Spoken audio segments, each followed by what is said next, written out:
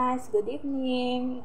Here our recipe for tonight is apretada pork apretada. Okay, Filipino dish or Spanish dish also. And here the ingredients: sliced pork, yeah, sliced pork, and then onions, sliced onion. Garlic, sliced onion, and potato, sliced potato, and sliced chili green and pork cubes for seasoning. And here is the tomato paste for apretada, and here the black pepper and oil. We're gonna use now. We're gonna heat the pan. Now. Okay, here's the pan. Okay. We're gonna put the oil. Yan, oil. And then we're gonna put the onions. Garlic. And then onions. Mix them together, and then potato. Here's the potato, and then the black pepper. Yan. Okay. And then the chili green.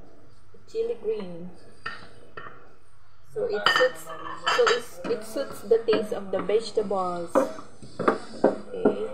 And then mix them together, all together. Yan. Ganyan. Okay. With the pork. We put also the pork to fry them at least. Okay. Here's the pork. Yan. Sarap nito. Yan. We put the pork and then let it cook, or let it fried a little bit, and then let it cover for a while. Okay. Now after 5 minutes, we gonna mix them with our pork cubes or seasoning for pork cubes, like this. Seasoning pork cubes. Okay, here, and mix them. Melt it in the pan. Yeah. Mix. Okay. Mix them all. Okay. Yeah. And then we put the tomato paste. So it's melting in the pan. Okay. Mix them all. Mix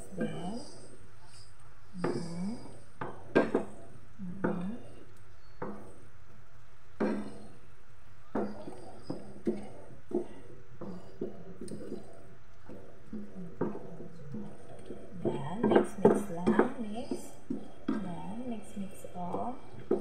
Yan. Okay. Then add some water. A cup of water.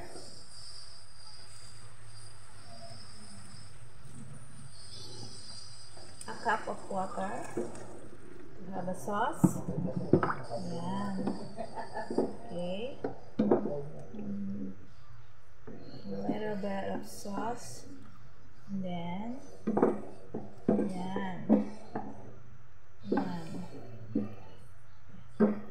and pinch of salt.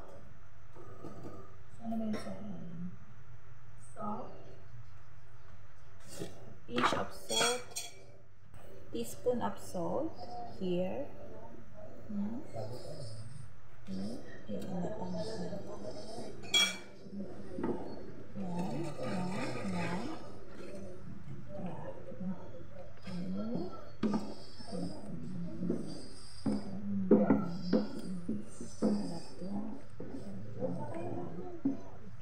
mix them, mix.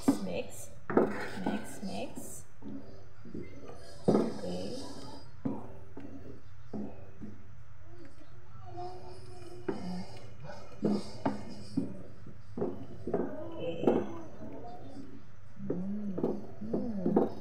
Smells yummy. Okay.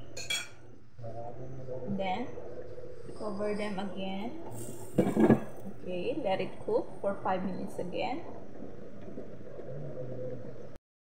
Voila! It's cooked. It's done. Oh la la. Voila! Yummy! Yummy afritada.